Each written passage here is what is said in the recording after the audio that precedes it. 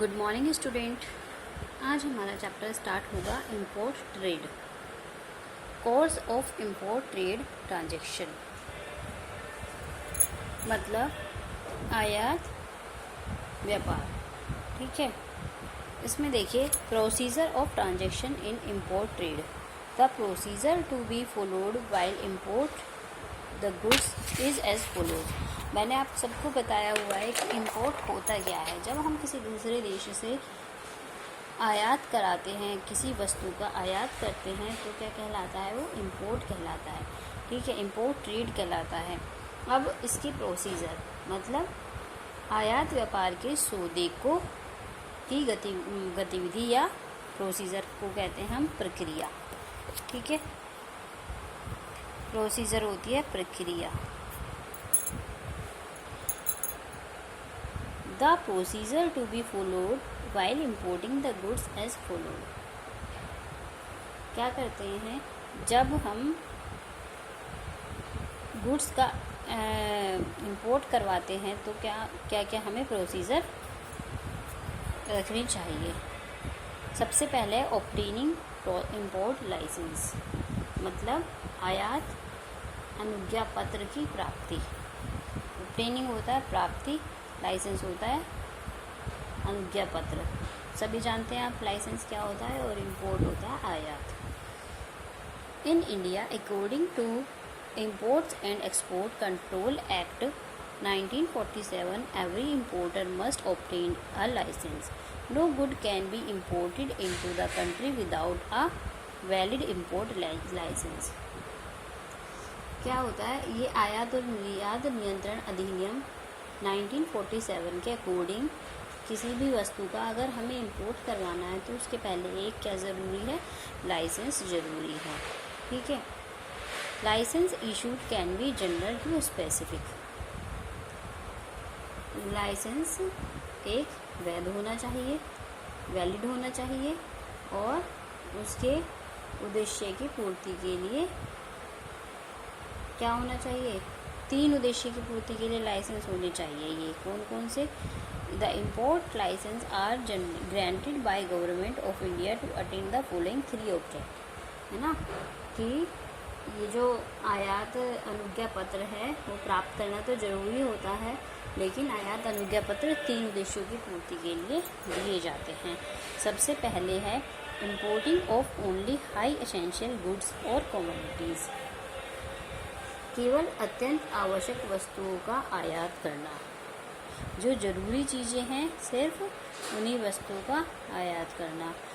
Next है better utilisation of foreign investment and limited foreign exchange resources within the country.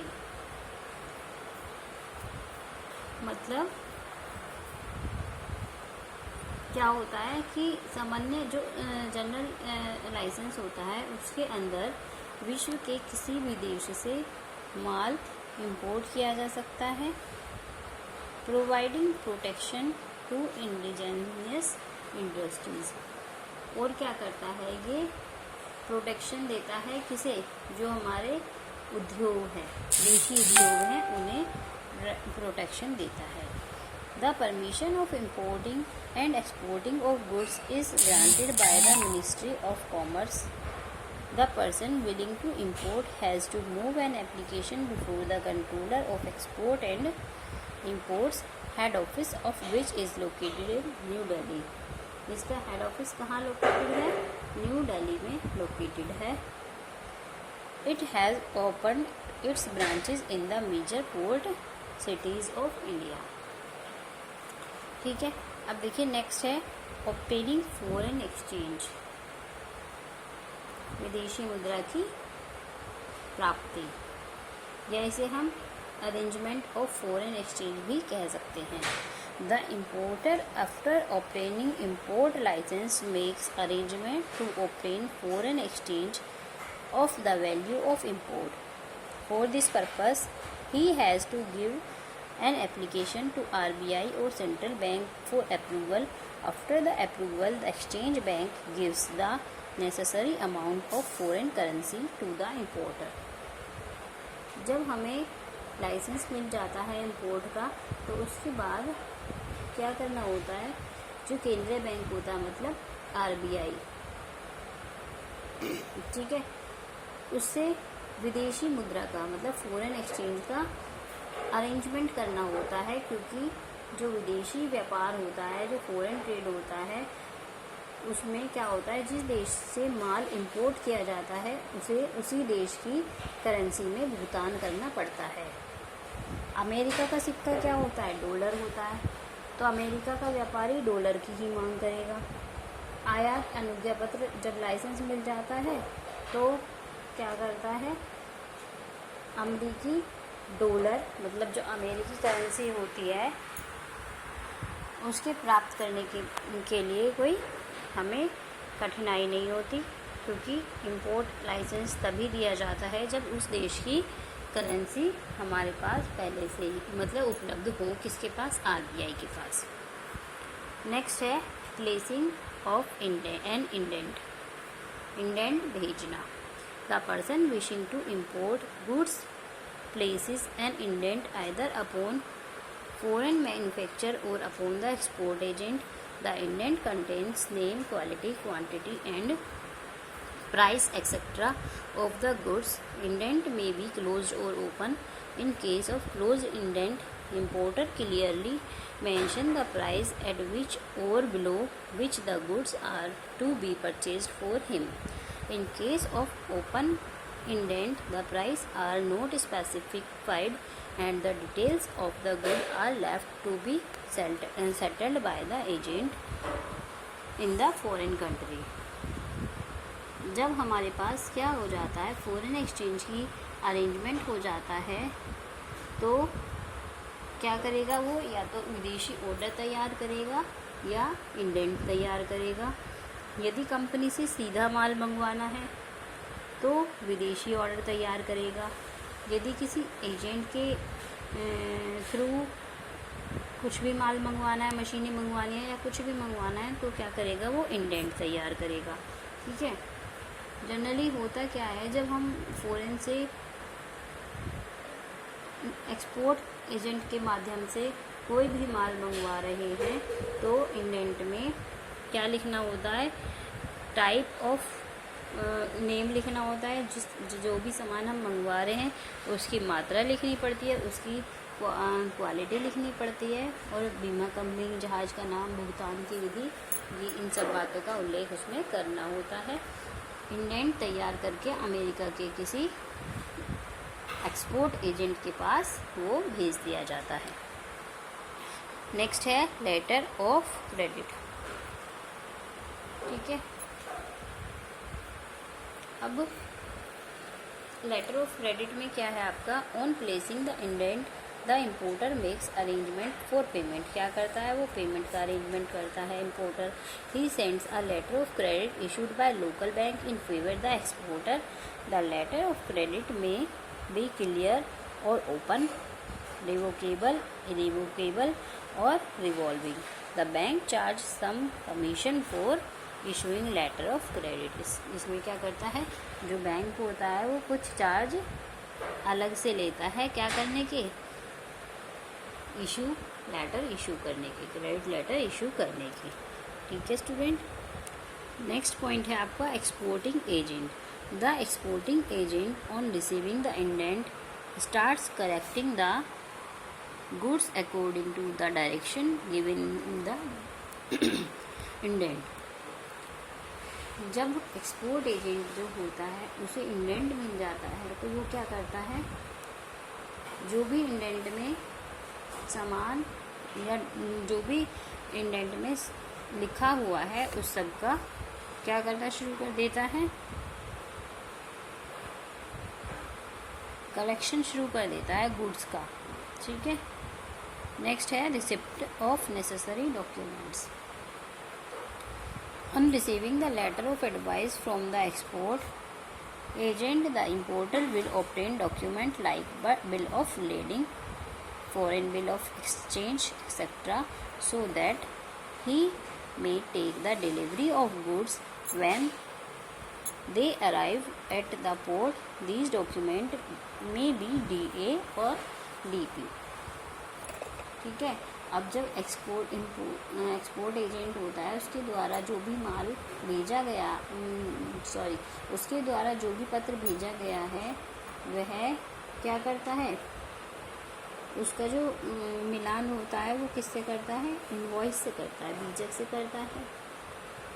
और विनिमय bank की शाखा उसके साथ साथ वो क्या क्या लगाता है document, like bill of lading, जहाजी बिल्टी, फॉरेन बिल ऑफ एक्सचेंज, विदेशी विनिमय पत्र और विनिमय बैंक, और may be take the delivery of goods etcetera, ये सब लगाता है। और उसके बाद वो गुड्स की डिलीवरी करता है। जब वह कहाँ पहुँच जाता है, पोर्ट पर पहुँच जाता है। दिस डॉक्यूमेंट बाय DA और DP क्या हो सकते हैं, ये DA और DP मैंने आपको कल भी बताया था। DA होता है डॉक्यूमेंट्स अगेंस्ट एक्सेप्टेंस और DP होता है डॉक्यूमेंट्स अगेंस्ट पेमेंट। ठीक है। नेक्स्ट है आपका appointment of clearing agent. Before the goods are cleared from the port, certain legal formalities are to be performed. In order to save time and difficulties, the importer appoint clearing agent. The clearing agent charge only a small commission for his services. ठीक है। जब कर्मचारी क्या करते हैं, port से अपना माल छुड़ा लेते हैं, तो वो किसकी करते हैं, अपॉइंटमेंट करते हैं, क्लियरिंग एजेंट की अपॉइंटमेंट करते हैं। मतलब उसे कहते हैं निकासी प्रतिनिधि। और निकासी प्रतिनिधि को क्या कहते हैं, जो माल छुड़ाने वाला एजेंट होता है। ठीक है। उसका अपॉइंटमेंट करते हैं और वो एक अपनी जो सेवाएं होता है उसके लिए एक निश्चित क्या लेता है, कमीशन लेता है, छोटा कमीशन लेता है। नेक्स्ट है आपका formalities by the clearing agent. Clearing agent has to fulfil the following formalities. उसे कौन कौन सी फॉर्मेलिटीज़ करनी होती है। सबसे पहले endorsement by a shipping company, जहाजी कंपनी द्वारा बेचान लेख। ठीक है। The clearing agent after receiving the document approaches the shipping company and present the bill of lading for endorsement in his favour. Goods to be in his favor. On endorsement, the representative of shipping company directs the captain to deliver goods to the person presenting the bill of lading. जब bill of lending उस पर उस जहाज का नाम लिखा रहता है जिसके द्वारा माल पोर्ट पर लाया जाएगा, तो क्या करता है, जो क्लियरिंग एजेंट होता है उस जहाज के आने की क्या करेगा, वेट करेगा। और जहाज के आते ही वह जहाजी कंपनी के कार्यालय में जाएगा और माल की सुपुर्दगी लेने के लिए जहाजी बिल्टी कंपनी के कार्यालय द्वारा अपने पक्ष में क्या करवाएगा, एंडोर्समेंट करवाएगा, बेचान करवाएगा। यदि किराया नहीं चुकाया गया तो वह क्या करेगा, उसका भुगतान भी करेगा। नेक्स्ट है bill of entry. As soon as the goods arrive at the port, the agent will take up 3 copies bill of entry. These forms are printed in 3 colors: black, blue or violet. The black form is used for free goods.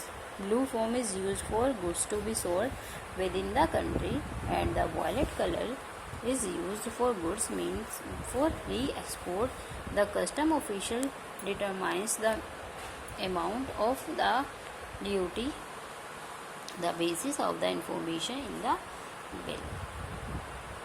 ठीक है। Next है आपका dock dues. Dock dues का payment करेगा। After paying the import duty, if any, the clearing agent will fill the dock dues challan in duplicate for the payment of the dock dues. The dock authorities will on its presentation the dues received. Goods will not be delivered by the dock authorities unless dock charges are paid. इसमें क्या होता है, इसके बाद वो क्या करता है, जहाज से माल छुड़ाने और डॉक से बाहर माल ले जाने में कौन जाएगा, वो क्लियरिंग एजेंट जो है वही डॉक पर जाएगा। वहाँ वह डॉक व्यय का भुगतान करने के लिए डॉक चालान की 2 प्रतियां भरेगा, कॉपी भरेगा, जिसमें माल का पूरा विवरण लिखा जाएगा। डॉक चालान पर लिखे गए विवरण के आधार पर डॉक का अधिकारी डॉक चालान की एक कॉपी किसे दे देगा, क्लियरिंग एजेंट को दे देगा। क्लियरिंग एजेंट जहाजी बिल्टी और बीजक की एक प्रति भी किसे दे देगा, डॉक अधिकारी को दे देगा। नेक्स्ट है taking delivery of goods by clearing agent. The clearing agent after completing the above mentioned formalities present the following documents before the captain of the ship for obtaining delivery of the goods: bill of lading, copy of bill of entry, a copy of the dock चालान। वही चीज़ें हैं जो मैंने अभी बताई हैं कि clearing से किस किस चीज़ का भुगतान करेगा, इन तीनों चीज़ का भुगतान करेगा। ठीक है,